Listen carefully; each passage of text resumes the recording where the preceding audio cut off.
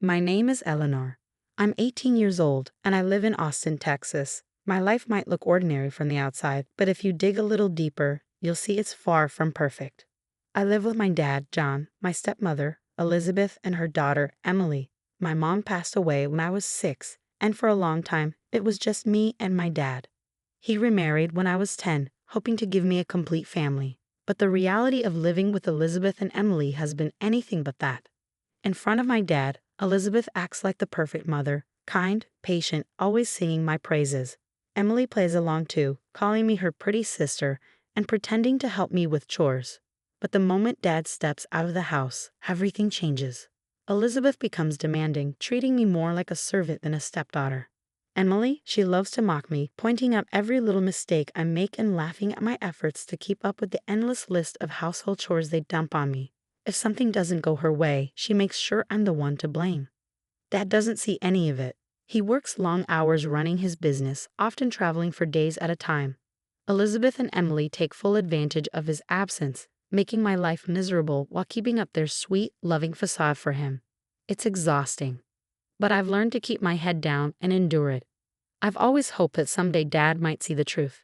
Still, a part of me wonders if he even believed me. After all, Elizabeth has perfected her act over the years, and Emily knows exactly how to twist every situation in her favor. It all started on an evening like any other. I had just gotten home from my part-time job at a local bookstore.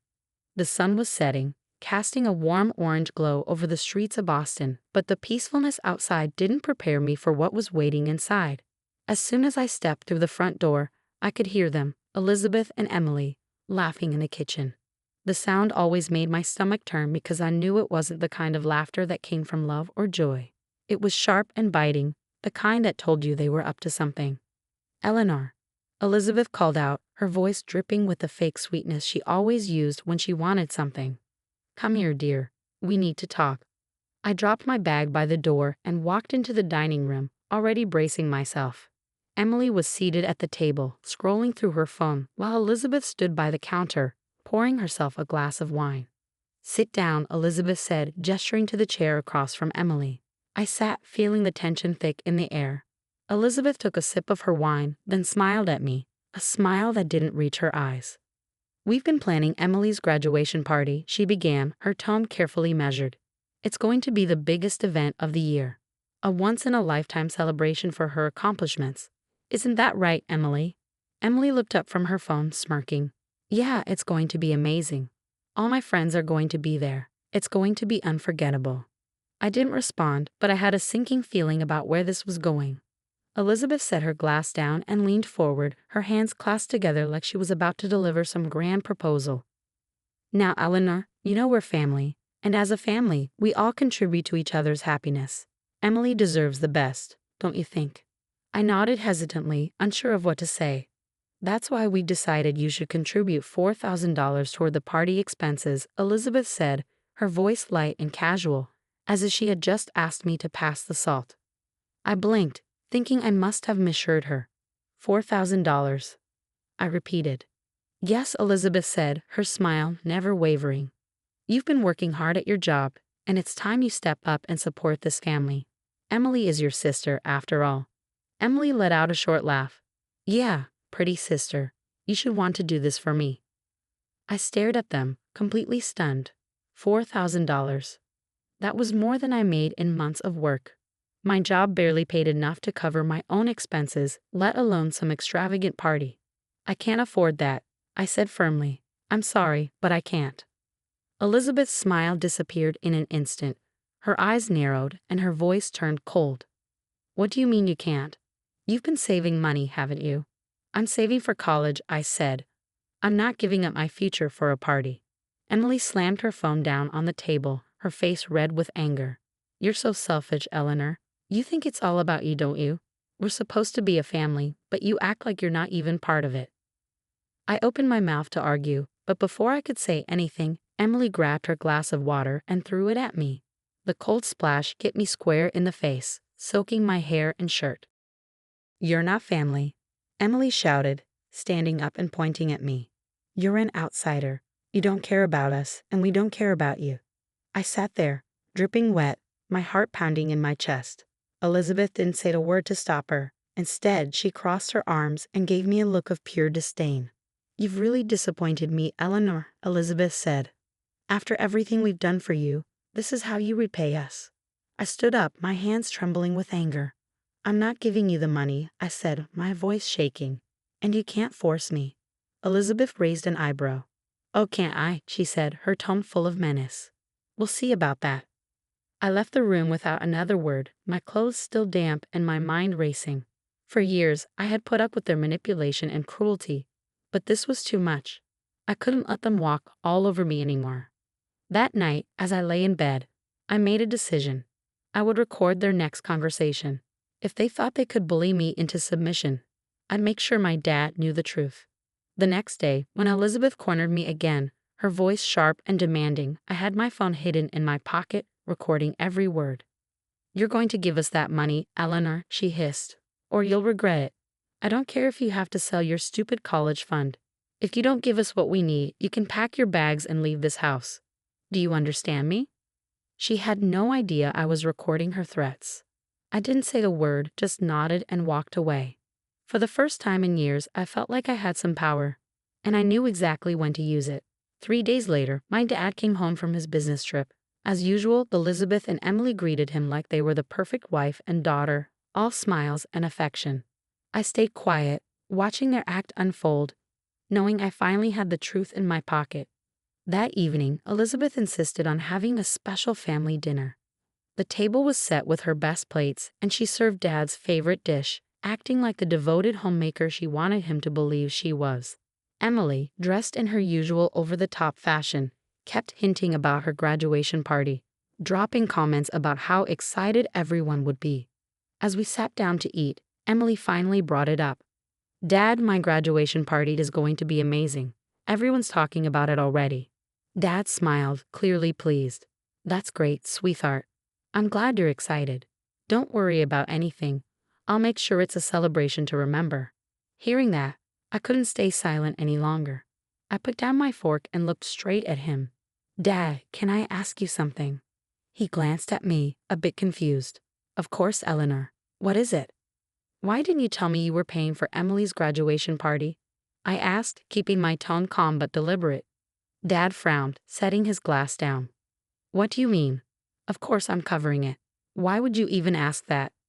I turned to Elizabeth and Emily, their faces suddenly stiff. Elizabeth tried to laugh it off. "Oh, Eleanor, don't be silly.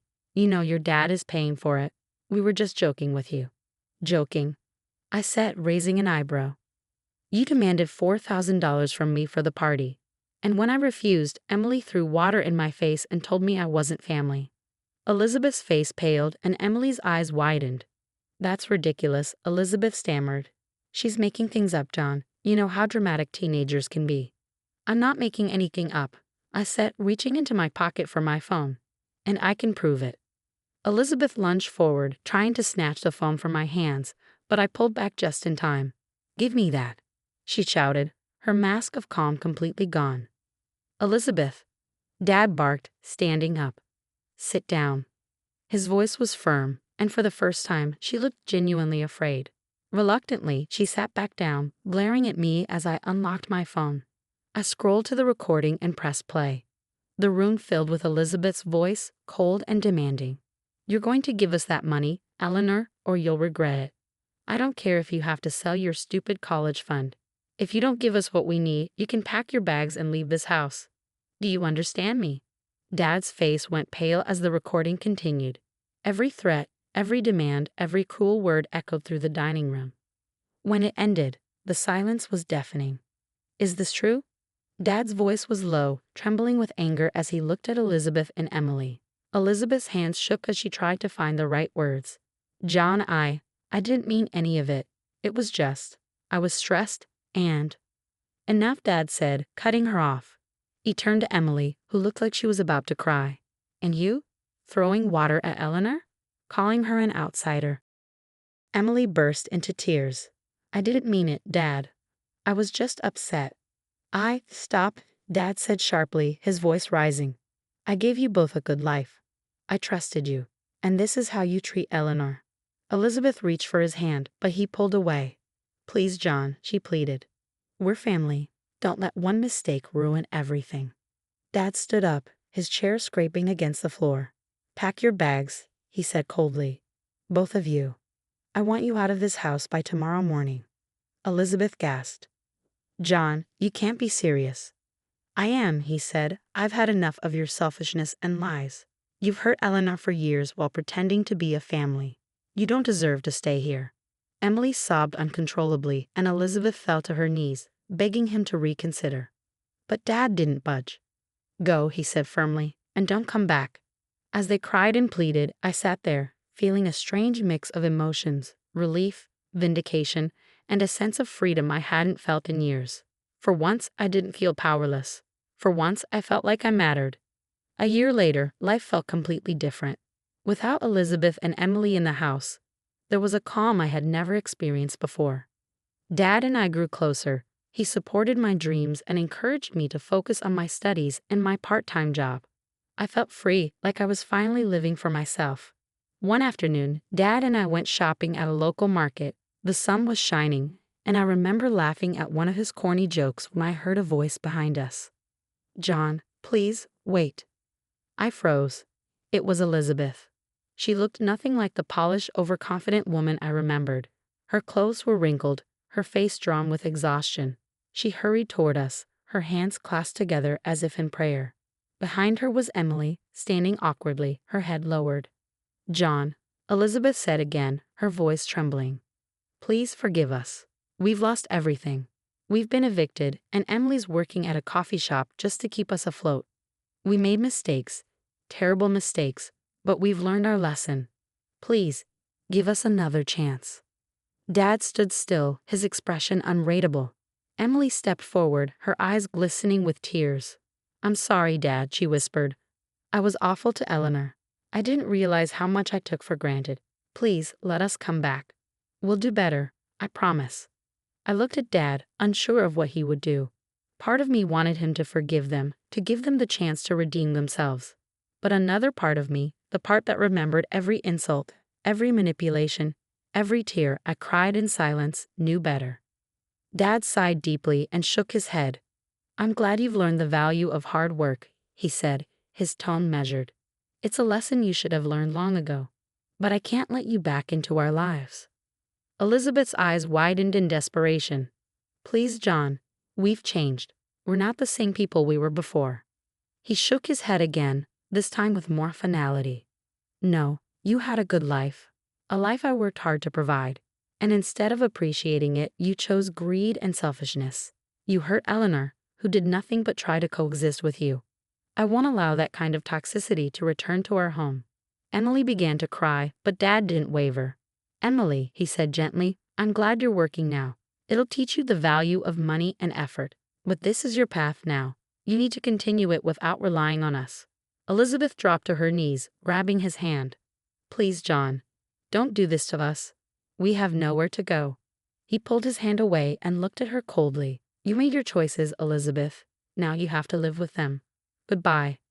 With that, Dad took my hand and led me away.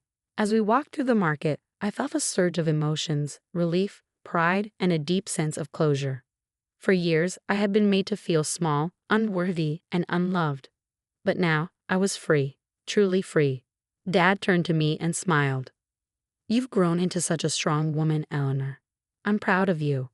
For the first time in my life, I believed him. From that day forward, I vowed to keep moving forward, to build a life filled with people who truly cared for me, a life where I could thrive without the shadows of my past. As Dad and I walked away from the market, I felt a weight lift from my shoulders. For the first time, I truly understood what it meant to choose peace over pain. My past no longer defined me. I was free to create a future filled with strength, love, and purpose. And that was all I needed.